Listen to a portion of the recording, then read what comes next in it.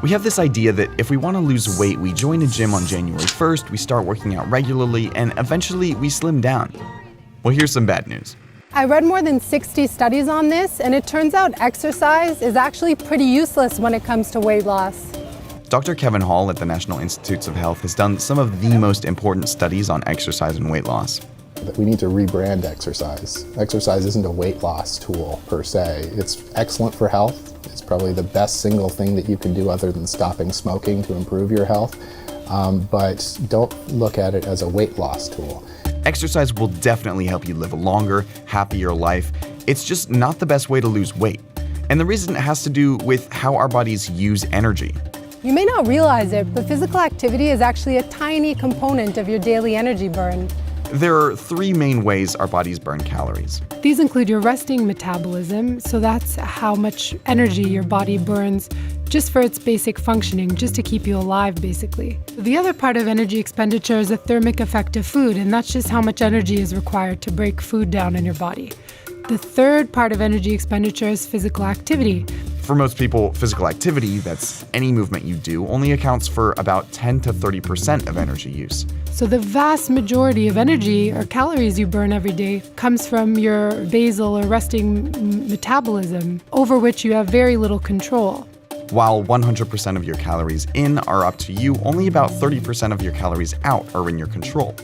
One study found that if a 200-pound man ran for an hour, 4 days a week for a month, he'd lose about 5 pounds at most, assuming everything else stays the same. And everything else doesn't stay the same.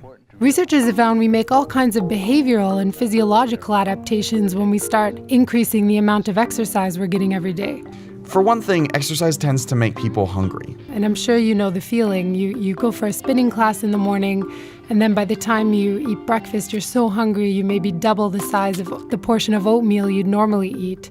There's also evidence to suggest that some people simply slow down after a workout. So if you went running in the morning, you might be less inclined to take the stairs at work. These are called compensatory behaviors. They're basically the various ways we unknowingly undermine our workouts.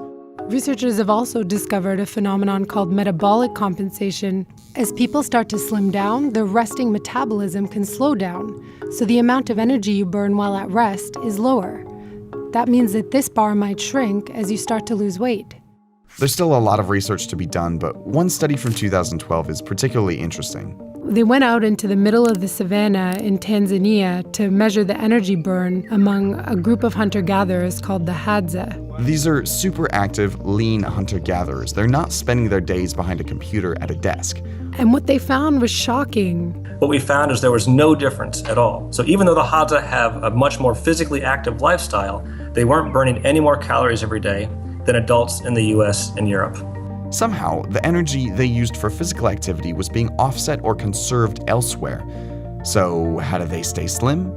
They don't overeat. We can undo the calories that we burn off in exercise pretty quickly. It would take about an hour of running to burn off a Big Mac and fries. You'd have to spend about an hour dancing pretty vigorously to burn off 3 glasses of wine you might drink with dinner. An hour of cycling really intensely on exercise bikes to burn off about 2 donuts. And that's why exercise is best seen as a healthy supplement for a strategy that's focused on food.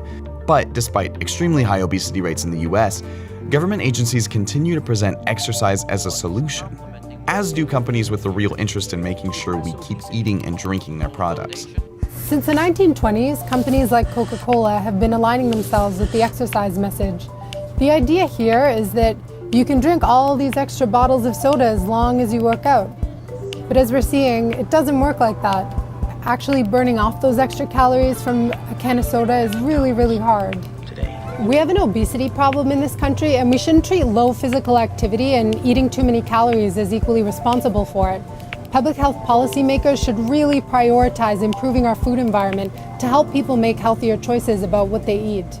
It's not impossible to lose weight through exercise, it's just a lot harder. And we need to recognize how that works. If you do go to the gym, you burn all these calories. It takes you a long time to do so, and you put in a great amount of effort. You can erase all of that in 5 minutes of eating a slice of pizza. The relative magnitude is actually quite surprising, and most people don't fully appreciate that.